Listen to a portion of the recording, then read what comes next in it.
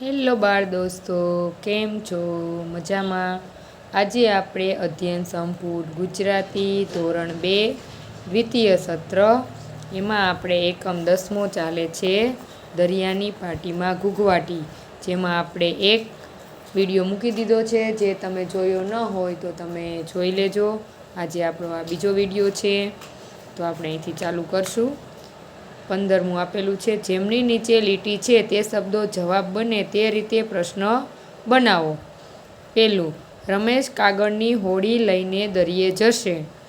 એટલે આપણે હોડી માટે કેવો પ્રશ્નાર્થવાળો શબ્દો ઉપયોગ કરશું? તો રમેશ કાગળનું શું લઈને દરિયે જશે? હોડી લઈને. એટલે હોડીની જગ્યાએ શું આવશે? શું. પછી બીજું, દરિયા પાસે પહોંચવા રમેશ વાડ અને વંડીને ઠેકી જશે. તો રમેશ ક્યાં પહોંચવા? એટલે કે દરિયા પાસે, એટલે શું આવશે? ક્યાં. ક્યાં પહોંચવા રમેશ વાડ અને વંડીને ઢેકી જશે? તો ક્યાં શબ્દ આવશે અને દરિયા પાસે નીકળી જશે. ત્રીજું, રમેશનો સાથીદાર દરિયો છે. તો દરિયા માટે શું આવશે? કોણ.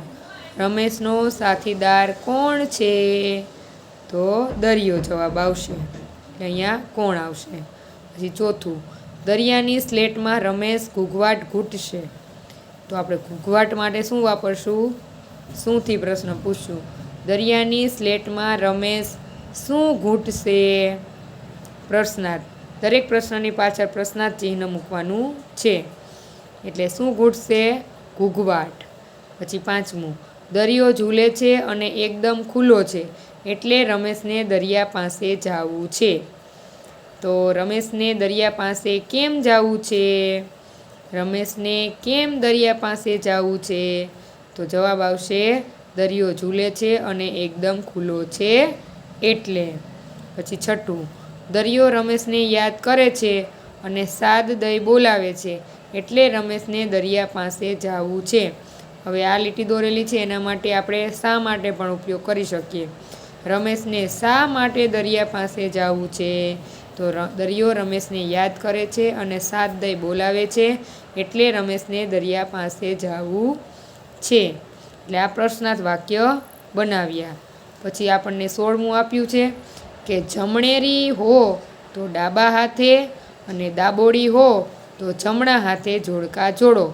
ઉદાહરણ જેવા વાક્ય બનાવીને લખો. આપણને અહીં અ અને બ આપ્યા છે. ઝૂલવું તો ઝૂલમ ઝૂલા, લડવું તો લડા લડ, દોડવું દોડા દોડી, હસવું ખુલવું ખુલ્લમ ખુલ્લા, હસવું હસા હંસ, પકડવું પકડા પકડી, નાખવું નાખા નાખ. હવે અહીંયા જોડકા આપ્યા છે, ક્યાં અને ક્યારે. હિંચકા પર, ક્યાં તો કે ક્યારે હો તો સાંજે, મેદાનમાં તો રિસેસમાં, વર્ગમાં ક્યારે હો ગુજરાતીના તાસમાં, ઘરે દરરોજ હોય, બધે તો રવિવારે હોય, પલંગમાં તો સવારે હોય, ફળિયામાં તો રમતી વખતે હોય. આગળના શબ્દોનો ઉપયોગ કરી આપણે જે જોડકા જોડ્યા ને એને આધારે આપણે અહીં વાક્ય બનાવવાના છે. અહીં આપણને ઉદાહરણ મુજબ 2 વાક્ય આપેલા છે. પહેલું વાક્ય છે, સાંજે હિંચકા પર ઝૂલમ ઝૂલાની મજા આવે. બીજું, રિસેસમાં મેદાનમાં લડાલડ કરતા વાગી જાય. હવે ત્રીજું વાક્ય આપણે બનાવવાનું છે, રમતી વખતે દોડા દોડી કરવાની મજા આવે. ચોથું, રોજે ઘરે કચરો નાખાનાખ ન કરાય. પાંચમું, ગુજરાતીના તાસમાં વર્ગમાં હસાહસ થઈ રહી હતી. છઠ્ઠું, સવારે ફૂલો ફળિયામાં ખુલ્લમ ખુલ્લા ખીલ્યા હતા. સાતમું, રવિવારે પલંગમાં પકડા પકડી રમવાની મજા આવી. પછી આગળ છે 17મું, રમેશને બદલે તમારે દરિયા પાસે જવું હોય તો તમે શું શું કરો? ખાલી જગ્યા ફેંકી મારે દરિયા પાસે જવું છે. કાગળ પેનને દફતર આઘું કે ડર કે બીકને? તો દફતર આઘું ફેંકી મારે દરિયા પાસે જવું છે. પછી ખાલી જગ્યા ઠેકી મારે વંડીને દરિયા પાસે જવું છે. તો દિવાલને ઠેકીને મારે વંડીને દરિયા પાસે જાવું છે. દિવાલને ઠેકી મારે વંડીને દરિયા પાસે જાવું છે. યાદ કરે છે દરિયો મારે દરિયા પાસે જાવું છે. સાદ કરે છે દરિયો મારે દરિયા પાસે જાવું છે. પછી ખાલી જગ્યા છે. મારે દરિયા પાસે જાવું છે. કૂદકાઓ મારીને, ધીમે ધીમે આવીને કે જલ્દી જલ્દી દોડીને, તો જલ્દી જલ્દી દોડી મારે દરિયા પાસે જાવું છે. પછી કશું જ લીધા વિના સાબુ રૂમાલ સાથે રૂપિયા પૈસા લઈને, તો સાબુ રૂમાલ સાથે મારે દરિયા પાસે જાવું છે. હવે આગળ આપણને આપ્યું છે કે કવિતા કરો. કે ચાંદા ઉપર જાવું છે, દફતર પાટી ફેંકી મારે ચાંદા ઉપર જાવું છે. ધાબુ નળિયું ઠેંકી મારે ચાંદા ઉપર જવું છે. હું ચાંદાનો સાથી મારે ચાંદા ઉપર જવું છે. ચાંદો મારો હાથી મારો ભાઈબંધ, ચાંદો મારો મિત્ર મારે ચાંદા ઉપર જવું છે.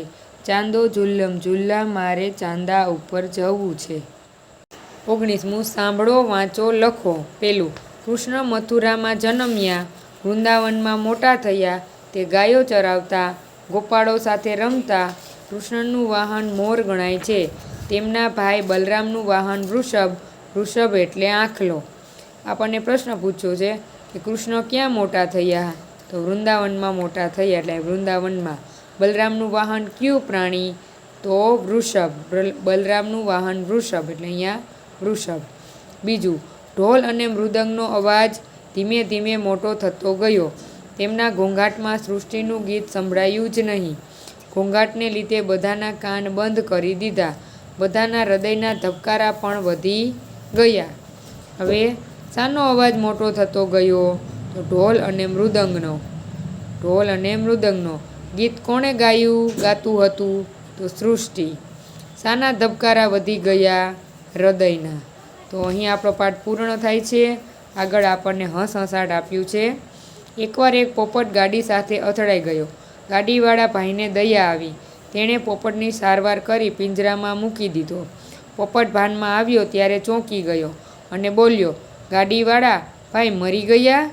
મને કેટલા મહિનાની જેલ થઈ? ફરી યાદ કરીએ તો આપણે આમાં શું શીખ્યા? તો કડકડાટ ખડખડાટ જેવા શબ્દો બોલવામાં કેટલી મજા આવી.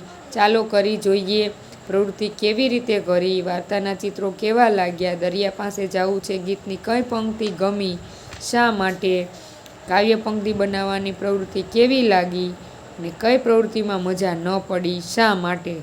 તો તમને આ વિડીયો ગમે તો લાઈક કરજો, શેર કરજો, સબસ્ક્રાઈબ કરજો. Thank you for watching.